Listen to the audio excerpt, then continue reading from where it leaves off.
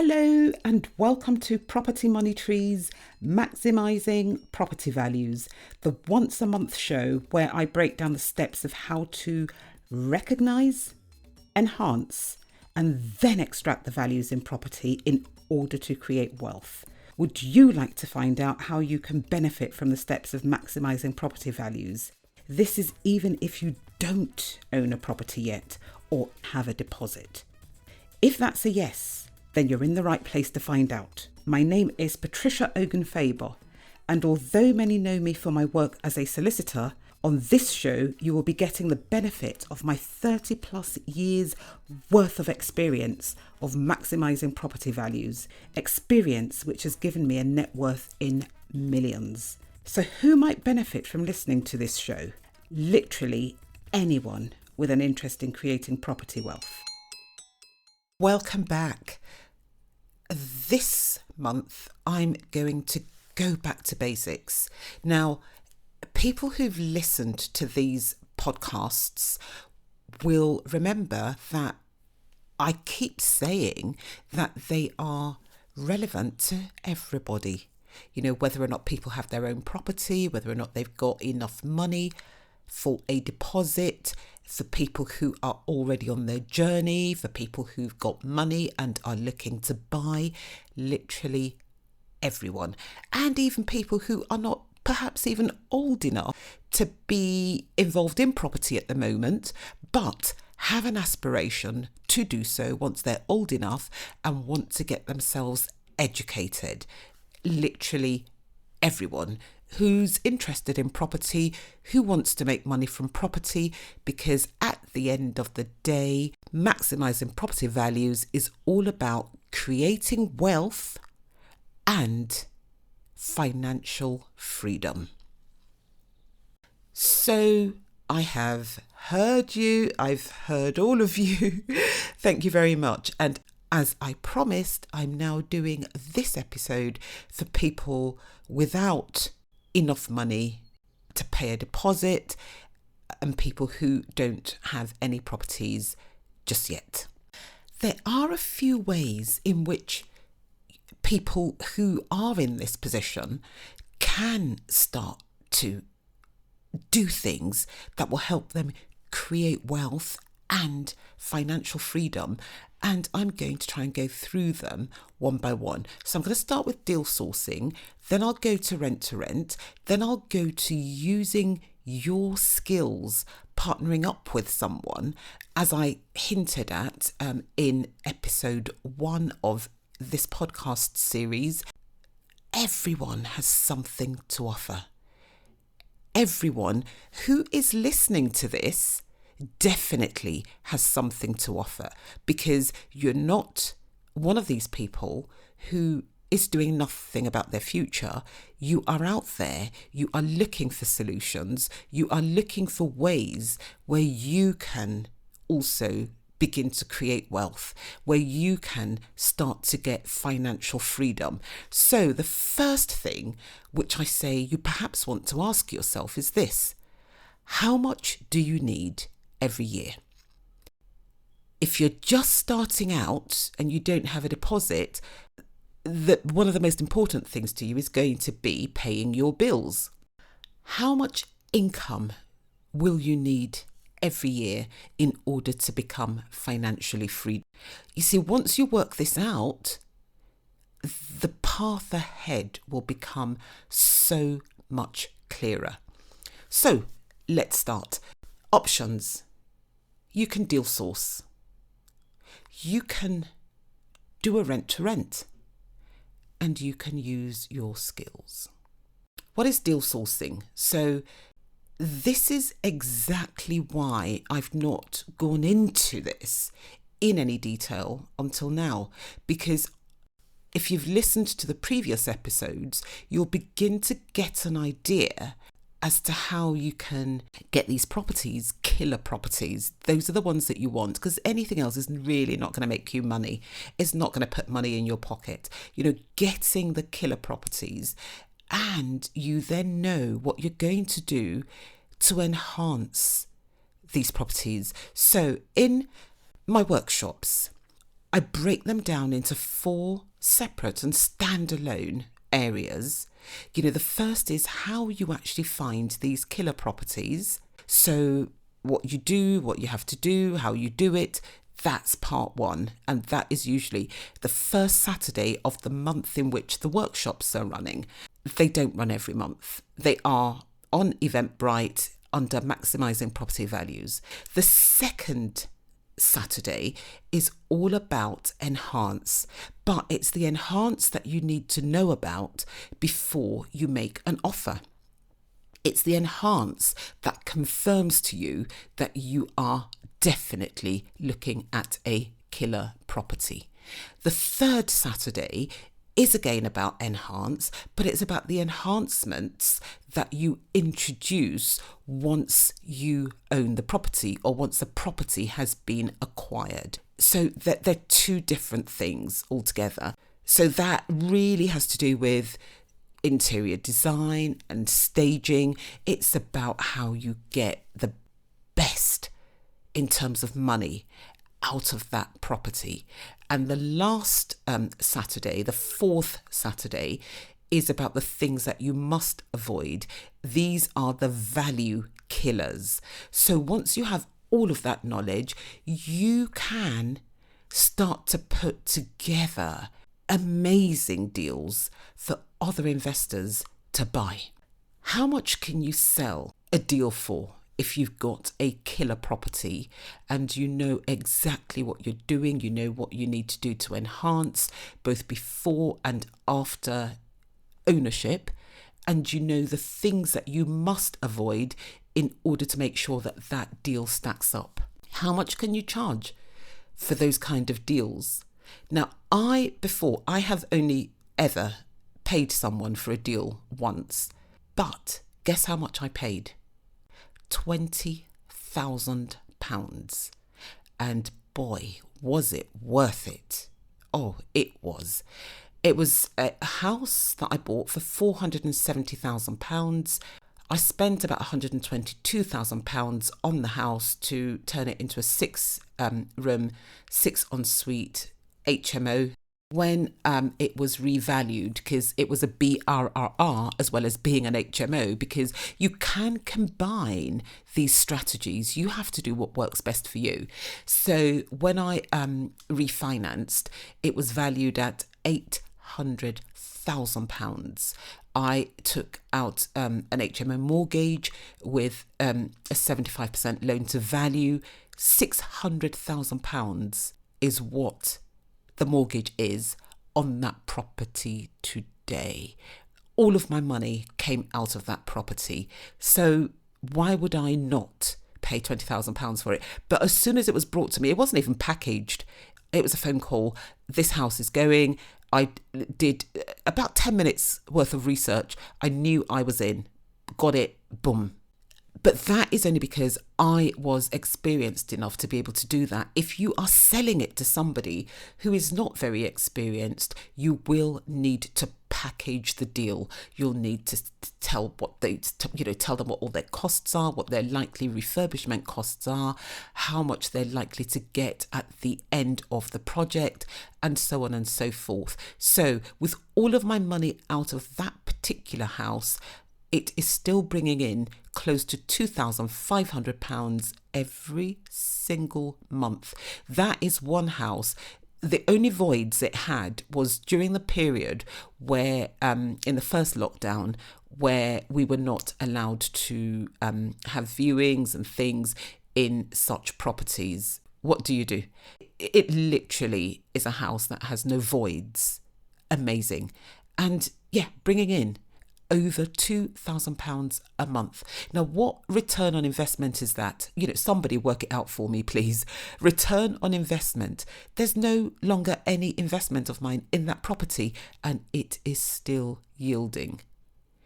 Is that what you call, I don't know what the word would be. That would be, it's more than, what 1,000,000% return on investment? Because there's no investment in there. Okay, fine. My time. How much is my time worth? But then, because I actually took out more than I put in, I think I've already been paid for my time. Anyway, so those are the kind of things people will pay good money for a killer property. But let's forget the £20,000 deals. What about the £10,000 deals? What about the £5,000 deals? What about the £3,000 deals? What about the £2,000 deals? What about the £1,000 deals? These are things that people can easily do. If you find these £1,000 deals, for people who have the money to buy but not the time to go out and find the killer properties, you can offer them these. And a lot of people go into deal sourcing and they spread their net very, very wide. If I was going to go into deal sourcing, I wouldn't be doing that. I would be targeting a few people that I know buy all the time. I'd sit down with them. I'd ask them what their requirements are, what sort of things they want. Just have maybe 5 to 10 people on that list. You don't, personally, I would not be looking for thousands of people, no. I'd be looking for 5 to 10 committed people. I would then, with each deal that I found, I'd be going to them one by one, perhaps based on who might be looking to buy right now versus somebody who's looking to buy in 3 months' time or even 6 months' time. And I'd go through them like that until somebody said yes. Now, if they then didn't say yes, if none of them said yes, then perhaps I'd open it up to other deal sources on a fee sharing basis. But if one of your 5 to 10 buys from you and they see that you've done a good job, you've got a client for life. You could then build up a much smaller group whereby they pay you a monthly retainer to get first dibs on your deals. So there are so many ways in which you can do this. Talk to other deal sourcers, talk to them about the possibilities of co-sourcing, of co-offering. So if you can't get rid of your deals, you take the deals to them. But again, you need to have an agreement whereby they're not going to be offering to, people in your group, or maybe you just tell the people in your group that, once they say no, it may come back to them via another deal sourcer, but whilst it's with you, they have exclusive rights. Those are the kind of things that would appeal to me if a deal sourcer wanted to get my business. Think about that. Think about how you can do that, how you position yourself in the market. Now, if you're going to be a deal sourcer, you need to be compliant. You need to be working legally, lawfully, and ethically. So how do you do that? First of all, and I think this is the most important one of the requirements, you need to be registered with HMRC, that's HM Revenues and Customs, for money laundering purposes. Because by deal sourcing, you fall under the estate agency legislation. So you need to be registered with HMRC for money laundering purposes. You then need to join an ombudsman scheme. You've got a choice.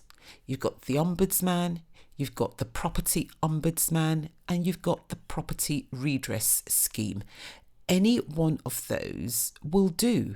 Register with them. The purpose of doing this is if someone's not happy with the advice that you've given or the service that you've provided, and they're not happy with the solution that you've offered to them once they've complained to you, they can then go to the ombudsman, and that will be an impartial, objective person who will say either yes, what you've done was wrong and you need to make it good by doing A, B and C, or what you did was absolutely fine, no problems, end of matter.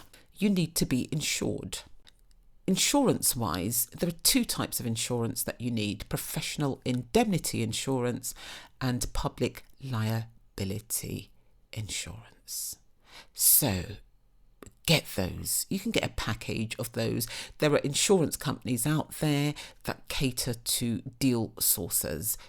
Get one of those, a few £100 every year, and you are protected.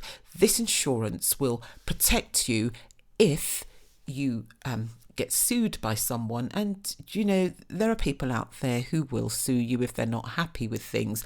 But if you are deal sourcing properly, there's no reason why they should be unhappy with you, because you would have found a killer property that is making them money.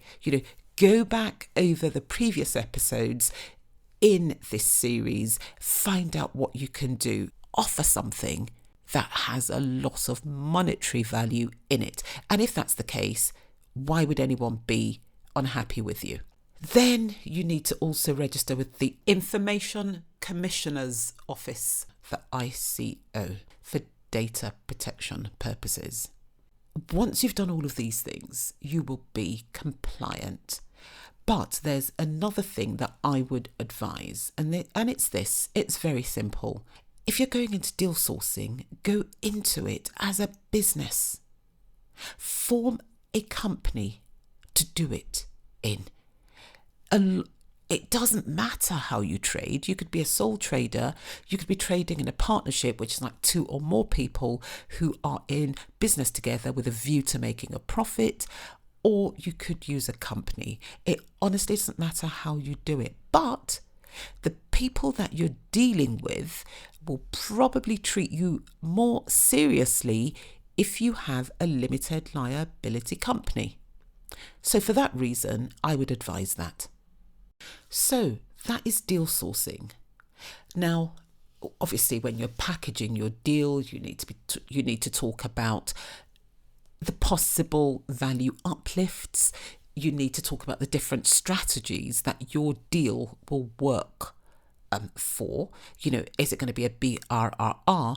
Like the example that I gave earlier, I knew that I'd get my money out of that deal.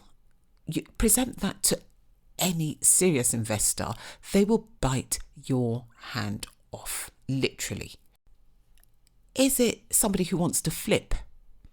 Again, in the example that I gave, could I have flipped it for £800,000, within 8 months of buying it? Possibly, possibly not. But I reckon I could have still flipped it for a lot of money. Now, considering that I no longer have any money in that deal, present that to somebody who's looking for income. Again, boom, they will take it off your hands. Return on investment, how do you present that? So let me talk about another property that I think that would have been in episode 5, which was a small flat, and the figures actually in episode 5 are incorrect, because I spoke about the valuation coming back at 525,000. Oopsie, no, not 525,000, 575,000. Because in my workshops, when I was preparing, to kind of like work out the figures and, give them figures, I thought, let me go back to the valuation report that I got from the lender and use their figures as opposed to the figures in my head. £575,000 for a property that I bought 6 months earlier for £350,000, spent about £40,000 on it. Boom. Look at that uplift. So in terms of the money that I put in before I refinanced, because that was another BRRR, which is buy, refurbish, rent, refinance. The initial return on investment was 123+%. 123. Yep, that was the value uplift. Then when I took the money that I took out, I had £32,800 left in the property. And the reason why it was left there was because even though I was maxing out on the rents, the rent coverage didn't didn't go to a full 75% loan to value at the £575,000. Oopsie, no, it didn't, sadly. But not a big deal, because I've only got 32,800 left in that property. So if you look at what the value has increased by, and then you factor in the 32,800 that I have left in that property, the return on my investment, were I to sell it today for £575,000, considering that my investment in that property is £32,800, I would have a return on investment of more than 560%. Offer that to any serious investor, even using those steps. As a deal sourcer, you can do this. You can have multiple exits, and that will help you even more in getting a serious investor's attention. You could say, if you buy this, you can BRRR it, and then maybe after a year, you can flip it. After a year, you can do this with it, you can do that with it, so you've got exit A, which is refinance, you've got exit B, which is flip. Their preferred exit might be a flip. It doesn't matter. You could even present them with an HMO exit as well. So it could be, if you buy it, turn it into an HMO. These are the sort of yields that you can expect to have.